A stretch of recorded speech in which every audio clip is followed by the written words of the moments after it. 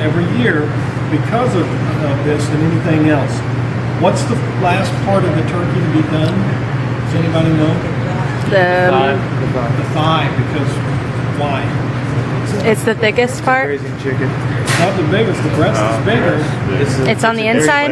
It's a grazing bird. It doesn't fly. The toughness is in the So what does this have more of through the You get more muscle. more connective tissue.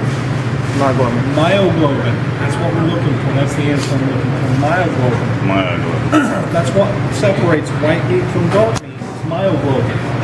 It's that protein in there, and it's what makes this right here more oily. And oilier meat takes longer to cook. Lamb is very oily. It takes longer to cook. The same slice of lamb than it does the same slice of beef. Does that make sense to everyone? Yes, chef. All right. So very important. We always dispose of that. As Philip pointed out, this would be a what? Physical contaminant. A physical contaminant. We left that in the turkey. All right. So turkey is not often served bone on. So traditionally, when you process a turkey, the first thing you want to do is you want to lean and take the bag from underneath the neck. And this contains what we refer to as the giblets. The giblets. This is the gizzard, and the liver. So why does turkey come with that, but chickens don't? Because the chickens are so small. You can buy chicken gizzards separately. Chicken livers and chicken gizzards separately. It is more common for these innards to be used in stuffing than stuffing would be in a chicken. Yeah, exactly. Exactly. Good point there, Chris. All right, so then I'm going to pop the little tie out that's there for roasting the bird. That's why that is there. It's kind of a little mini truss. Remember how we want to bring the legs in when we roast the bird? That's what this little plastic piece here does. We're going to fabricate the bird, so we're not going to do that. Then I'm going to reach in, I'm going to remove the neck, which is always in the stomach cavity. So this is the neck, and it's great for giblet gravy and stocks. We'll pull that out, and once I've got it fabricated or pulled apart like that, the first thing I'm going to do with this is a little different. I'm going to slice loose the legs. Everybody see that? Slice loose the legs. And turkey is usually fabricated boneless, so I'll take my knife and run it across this bone. What is this bone called? The keel bone. Keel bone. You said turkey bone? Alright, so I'm going to run my knife right alongside the keel bone.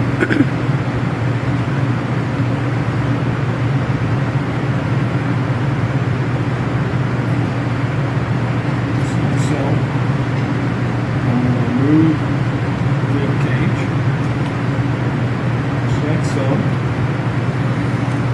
I'm just going to cut that piece completely off, and that's the turkey breast. The turkey tenderloin underneath. You want to see that? Turkey That just pulls right off? Huh? That just pull right off? Yeah, it will, but on the turkey it's a little more connected, as you can kind of see.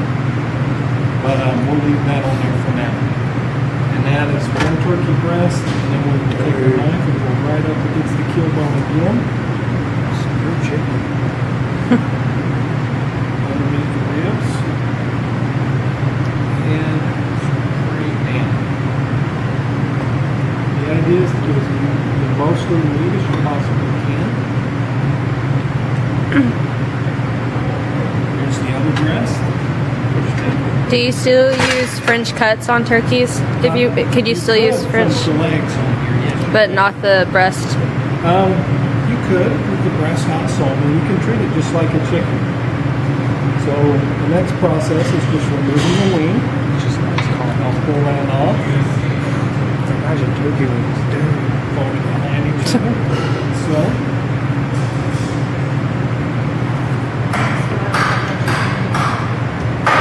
Can we throw over his legs in the smoker?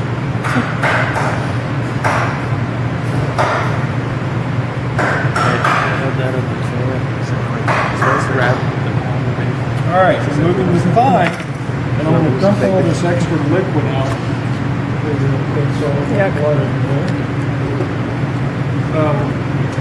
Moving the thigh is very simple. I'm going to flip the breast over, or the turkey over.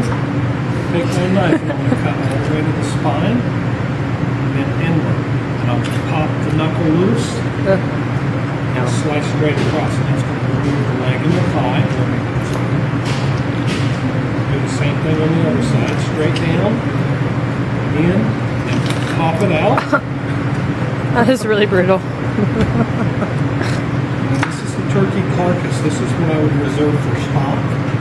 I would simmer this all night and make my stuffing and my giblet gravy out of the stock that I made from that. I pull some of that meat off and stir it in the stuffing. All right. The reason we would separate the turkey before roasting it is because these legs and thighs take longer to cook than the breast itself. If I cook all of my breasts together, then they're going to be done around the same amount of time. And that's traditionally what's done in large operations. For large Thanksgiving brunches and stuff, they would debone 300 turkeys and feed 2,000 people by deboning those turkeys and laying these on sheet pans and either throwing them in the smoker or the slow cooker for roasting. And that's traditionally how it's done in large operations. All right, so all of the fat is underneath the skin with all poultry, so there's no intermuscular marbling in any type of poultry. So now I'm going to remove the leg from the thigh, just like I would with the chicken. I'm going to find the knuckle, slice through the knuckle. Here's my leg. I could French the leg if I wanted to, but there is a lot of tendons in the turkey leg. So it's going to be tough sledding to get this stuff off. It is pretty simple to do. You're just going to have to really work at it, and it's done a little bit differently.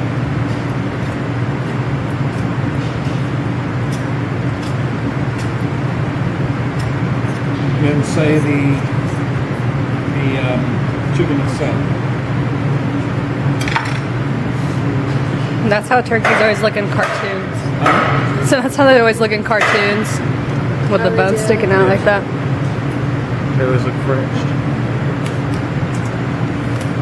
It don't slide right off like on the chicken, but it can be done pretty efficiently. The turkeys that you get at like the state fair and stuff clearly are not the size of that one. What do they do to do that? Do turkeys really get that? Well, this is a hen. So turkeys either come in toms or hens. This is a hen.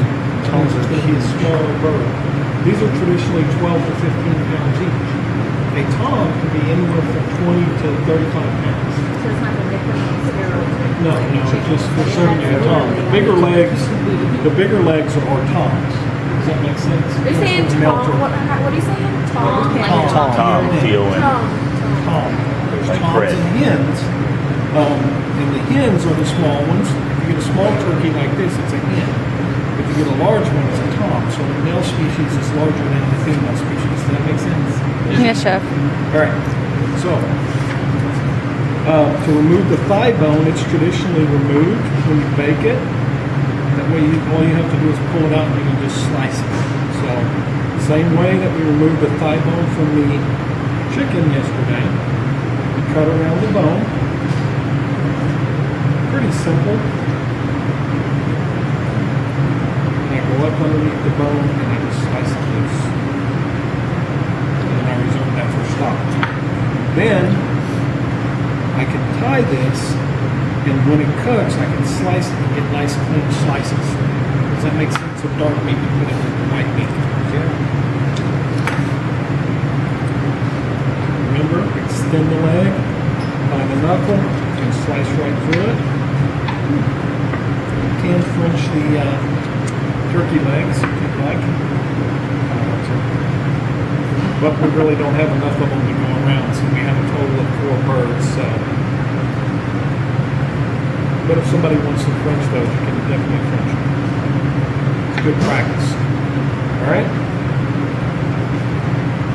Pretty simple. 4 turkeys. All right, so we're going to remove that, and again, there's our thigh. So traditionally, we bake the thighs and the legs on a pan, the wings and the breasts on a pan. Or we'd separate it all, wings, so on and so on and so on, and then I can remove the pieces from the pan as they reach 165. Does that make sense to everybody? Yes, chef. So I wouldn't leave them in there until every breast on the pan was done. I would pull each breast out and hold it at 165. Does that make sense to everybody? Sure. I'm not going to overcook this one because this one isn't done yet. So that's the process. Now let's get to what we're doing this morning. I'm going to walk through this process.